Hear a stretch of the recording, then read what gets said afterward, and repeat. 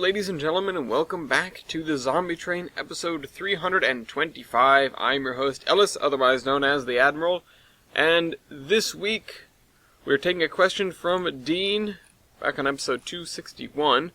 He asks, what other railroad groups did you run into aside from Beta Rail? Now, it's funny because I had this abbreviated as other railroad groups, and I was like, oh, I get to talk about Beta Rail, as if I haven't talked about them enough. But it seems to be we're following along this chain of comments, almost, or episodes, where I talk about other people that we've worked with, although I've gotten a little bit sidetracked from that. So, other rail groups. I mean, so from the very beginning, back up. Once the Zombie Train Incorporated started, there were basically no other groups to speak of. That was because we took everything over. Before that, there really weren't too many other successful railroad groups, acknowledging the fact that many people had tried to do things with locomotives and ultimately failed. There were at least a couple of instances where we went looking for a specific locomotive and found it very far away from where it was supposed to be, looking very much as if somebody had driven it there with some sort of plan in mind, and then died in one way or another. So, there were a great number of other attempts at railroad groups, and I've talked about the use of diesels in a similar capacity already. So, you might figure that, some people must have managed to succeed, and whatever. Most of these people that got at least a decent distance, we ended up convening with, and I would hardly call them a group. Nobody was quite as successful as we were during the early days of the Zombie Train. The only other people that I can point to as, these guys knew what to do, and it was largely because we set them on that path, is the Toronto Rail Lands. They took over, basically, the northeast and even some parts of the eastern seaboard after we had gone west. So they were there to keep everything moving while we were out of town. I very much appreciate them for that. They were, in a way, in a debt to us because we bailed them out very early on during the war. And then, sort of as a vehicle to allow them to repay our debt to us, or their debt to us, no pun intended, we gave them 765. Which was in fairly good condition. So, they had an engine that was actually better than ours, and they spent quite a bit of time tooling around the Northeast, answering people's prayers, I guess. They had equipment that wasn't... They didn't have as much of a train as we did, and they didn't have as developed stuff as we did, but in a way they sort of had a lot of better stuff. You could say that they were the polished version of the Zombie Train. Since they had an active base that they had held down and everything like that, and were actively working on, and had quite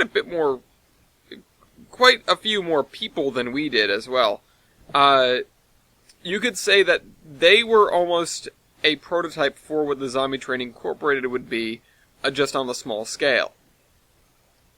I haven't dug into their history very much on the show, so, again, they were based out of Toronto, or the Greater Toronto Area, originally, and we heard that they were under siege, again, fairly early on in the Zombie Train, I think within the first year. So, we got up there in time to draw off a huge crowd of zombies, which I think was at least 100,000 strong. It was the largest horde that we dealt with to that point. And we just strung them out across Canada, and then went out and back, and yeah. So that was that. We did take care of them. It took a lot in the way of ammunition. Again, even if you're doing it perfectly, you're going to spend a round per zombie, and when you are scavengers like we were, that's a lot of ammo. That was one of the biggest problems that we ever had, which was we would just run out of ammunition, or we'd get close, or we'd have ammunition but not guns that took it, or stuff like that. I've talked about our smattering of weapons in the past and how we just tended to keep around whatever we got our hands on in hopes that we would find some rounds for it, because we would use weapons that we had ammo for and not use the ones that we had less ammo for, in hopes that we'd find ammo for anything and build up ammo for the ones that we didn't have much ammo for. Whoops, I just chucked something across the room by accident. It was a really strange way of doing it. We were just lucky we had the storage space.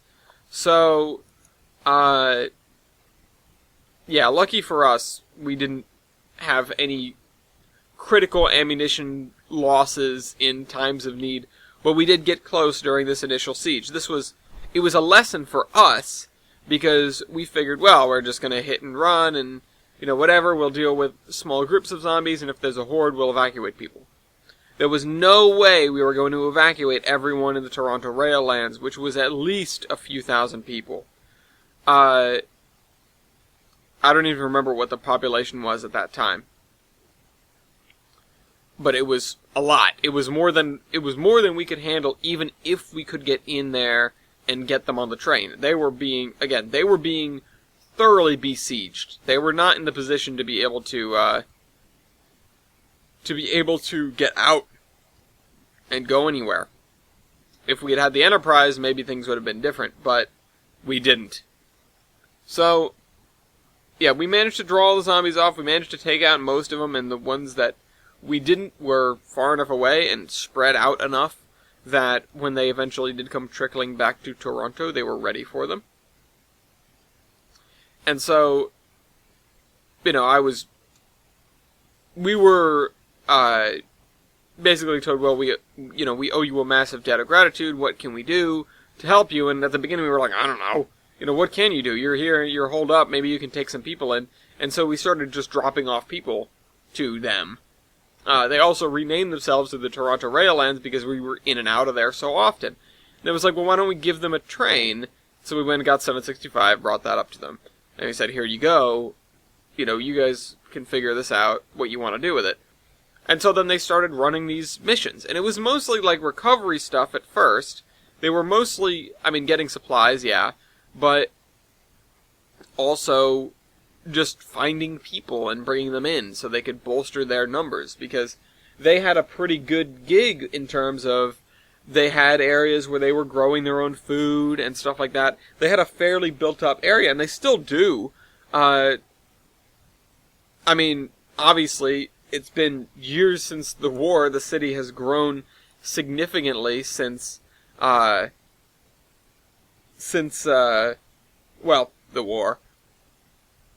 It's certainly grown beyond its original walls that they had built to keep the zombies out. But it is still a very well-protected city in terms of a lot of the population centers that have come back since the end of the war. They did a great job. And this was the beginning of it. Now they had the tools to go out and get people, to recruit people to work in their city. And that helped them quite a bit. So, they were one of the largest population centers in the East for a long time. Anyway, they started using this train to get people, and then they started actually using it to help people like we were doing. I think they realized that plenty of people don't really want to just pack up and leave. That's why people are where they are. And people have got stuff to trade that aren't in your neck of the woods. So they started doing that, and then they started helping us out with actual missions. Like, we would ask them to do something, or they would ask us to do something if they couldn't get to, like, an individual or a group of people that were, calling for help or something.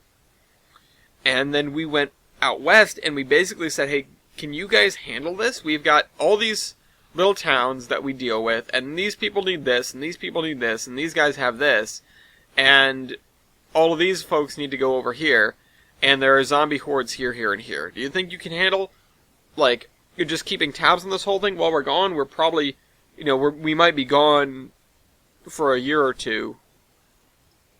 And they basically said, yeah, absolutely. This was their thing. This is the moment they were waiting for so that they could pay us back for bailing them out. And they did an amazing job. Even before we had left, they were making strides in the direction of, like, being their own independent thing and also helping us by building up the region.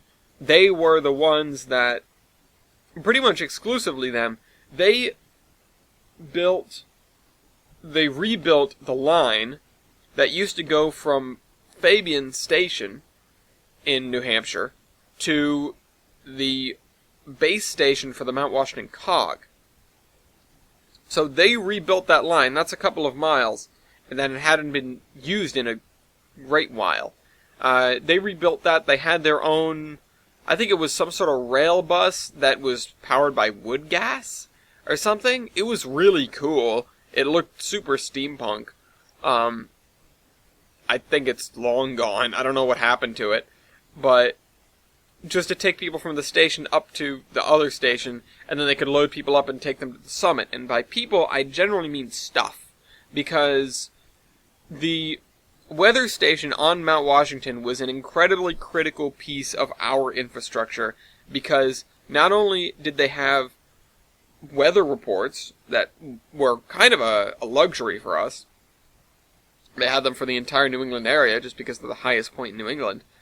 They also had an incredibly powerful array of transmitters and antennas where they could pick up and send signals across the entire area, and on a clear day even beyond that.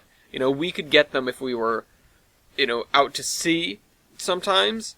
We could pick them up anywhere in New England, parts of New York, and even the edge of Pennsylvania or New Jersey on a particularly good day. Not that we spent time in New Jersey, but and that isn't a dig at New Jersey. It's just really close to New York, at least the part that I'm concerned about. There are plenty of other reasons to dig at New Jersey. Anyway, so they did that, and then they were doing coal shipments to the Cog.